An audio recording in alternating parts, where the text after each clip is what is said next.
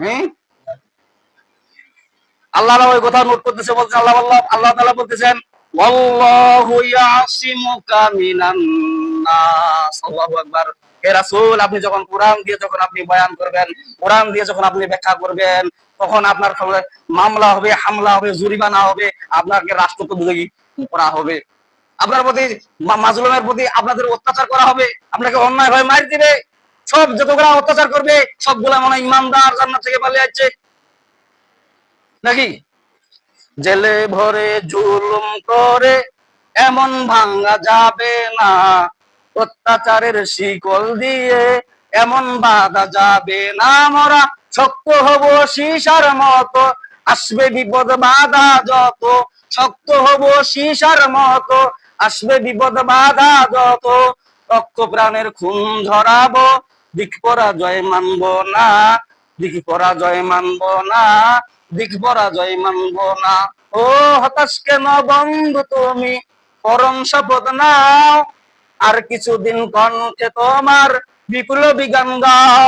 ও হতাশ কেন বন্ধু তুমি, পরম শপথ নাও, আর কিছুদিন কণ্ঠে তোমার বিপ্লবী গান গাও। শহীদেরা যে তাকিয়ে আছে, পিছপা হওয়া যাবে না, অত্যাচারের শিকল দিয়ে এমন বাঁধা যাবে না। বলেন না, ছেলে ভরে জুলুম করে এমন ভাঙা যাবে না, অত্যাচারের শিকল দিয়ে এমন বাঁধা যাবে না। আমরা শক্ত হব সীসার মতো, আসবে বিপদ বাধা যত। শক্ত হব সীসার মতো, আসবে বিপদ বাধা যত। লক্ষ প্রাণের খুন জড়াবো, দিক পরাজয় মানব না, দিক পরাজয় মানব না। ও হতাশ কেন বন্ধু তুমি, পরম শপথ নাও, আর কিছুদিন কণ্ঠে তোমার বিপ্লবী গান গাও। ও হতাশ কেন বন্ধু তুমি, পরম শপথ নাও, আর কিছুদিন কণ্ঠে তোমার বিপ্লবী গান গাও। শহীদরা যে তাকিয়ে আছে, আলেমরা যে তাকিয়ে আছে, মাজলুমরা যে তাকিয়ে আছে, পিছপা হওয়া যাবে না, অত্যাচারের জুলুম দিয়ে এমন বাধা যাবে না। ঠিক কিনা বলেন? যারা মুমিন, যারা খাঁটি মুসলমান, তাদেরকে যত অন্যায় জুলুম করে তারা কোরআন থেকে পিছপা হবে না। আপনার চোর খাইতে তারা রাজি আছে, তারা আপনার হামলা মামলা জরিমানা দিতেও রাজি আছে, কিন্তু কোরআন থেকে তারা পিছপা হইতে রাজি। দুনকার নাই কার? দুনকার নাই কার? না, অবশ্যই নাই। ঠিক কিনা বলেন? যেই দরবারে দেখবেন, যেই দরবারের মধ্যে মুরগির রান আসে, পোলোয়া বিরিয়ানি আসে, ওই দরবারটা সঠিক দরবার না। কারণ রাসূল কোরআন প্রচার করতে যে কি করছেন?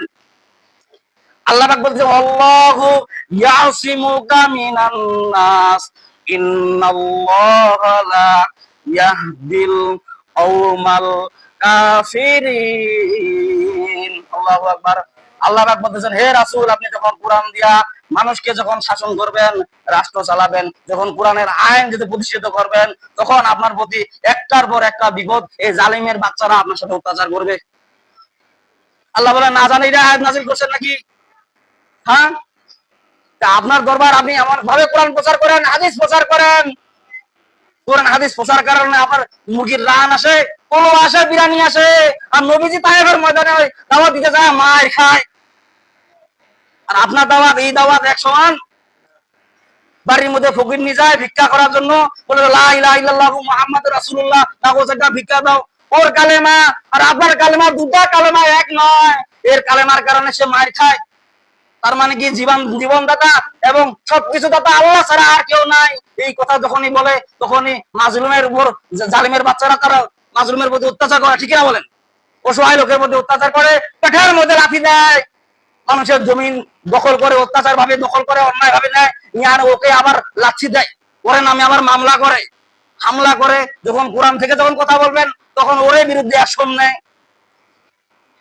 একটা দলে দেখান সাজালে আমার প্রচার করার কারণে চোর আছে, থাপুর আছে, চুপি বই বয়ান করার কারণে চোর আছে, মার আসছে, একটা দেখান।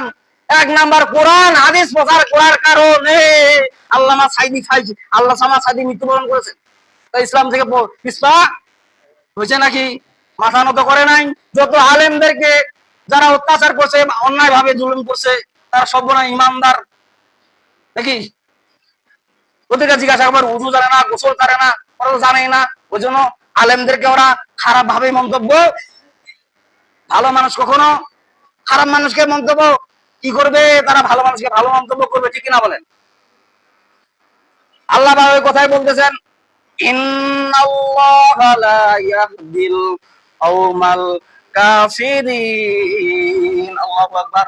ইন্নাল্লাহা, নিশ্চয় আল্লাহ তাআলা, ইন্না শব্দ ব্যবহার করেন আল্লাহ পাক। ইন্নাল্লাহা, নিশ্চয় আল্লাহ তাআলা, লা ইয়াহদি, হেদায়েত দিবেন না, কওমান মানে জাতি, কাফিরিন কাফিরদেরকে, কাফের জাতিকে আল্লাহ পাক কখনো হেদায়েত দিবেন না। যার কারণে তার মানে কি, কাফেরকে দুনিয়া ছাড়ে দিয়েছেন আল্লাহ পাক, যে তুমি দুনিয়া মধ্যে খাও তামাশা করো, আলেমদের প্রতি অত্যাচার করো, অসহায় লোকের প্রতি অত্যাচার করো, তোমাকে আমি দুনিয়া ছাড়ে দিলাম, কিন্তু তোমাকে হেদায়েত আমি আল্লাহ পাক। যখন আল্লাহ পাক কোন বান্দাকে গজব দিতে চান, তখন ওই বান্দা, আল্লাহ সরাসরি বান্দাকে গজব দেন না। কেন দেন না? আল্লাহ তাআলা বান্দাকে বড় ভালোবাসেন। ওই বান্দা একটা আলেমের সাথে লাগাই দেন, দেওয়ার পরে ওই আলেমের সাথে যখন বিভ্রান্ত সৃষ্টি করে, ওই আলেম যখন মুখে কষ্ট পায়, অন্তরে দুঃখ পায়, আল্লাহ তাআলা কষ্ট দুঃখ পাওয়ার কারণে পদে পদে বিপদে ফেলাবেন এবং কি গজব দিবেন। আল্লাহ তাআলা স্পষ্ট বলতেছে। আপনারা নোট করে নিয়ে যান, সূরা মায়েদার 67 নম্বর আয়াত। সূরা মায়েদা কত নাম্বার সিরিয়াল বলেন দেখি? 5 নাম্বার সিরিয়াল। সূরা মায়েদার আয়াত কতগুলো? 120 খানা। সূরা মায়েদার আয়াত 120 খানা এবং রুকু আছে 16টি। তার মধ্যে আমি একটা আয়াত বাছে নিয়েছি, তার মানে কি 67 নাম্বার আয়াত। আল্লাহ পাক স্পষ্ট দলিল দিয়া বলতেছেন, ইয়া আইয়ুহার রাসূল বাল্লিগ মা উনজিলা ইলাইকা মির রাব্বিক ওয়া ইল্লাম তাফআল ফামা বাল্লাগাতা রিসালাতাহু ওয়াল্লাহু ইয়াসিমুকা মিনান নাস ইন্নাল্লাহা লা ইয়াহদিল কওমাল কাফিরিন। আল্লাহু আকবার। ইয়া আইয়ুহার রাসূল, এখানে আল্লাহ পাক ইয়া আইয়ুহান নবী বলতে পারতো, কিন্তু নবী বললেন না। বলতে পারতো কিনা? ইয়া আইয়ুহান নাস বলতে পারতো, কিন্তু বললেন না। ইয়া আইয়ুহাল্লাযী আমানু বলতে পারতো, কিন্তু বললেন না। আল্লাহ পাক একটা শব্দ ব্যবহার করেন, ইয়া আইয়ুহার রাসূল, হে রাসূল। ইয়া আইয়ুহার রাসূল, হে রাসূল, বাল্লিগ, আপনি প্রচার করেন। কি প্রচার করবেন? মা উনজিলা ইলাইকা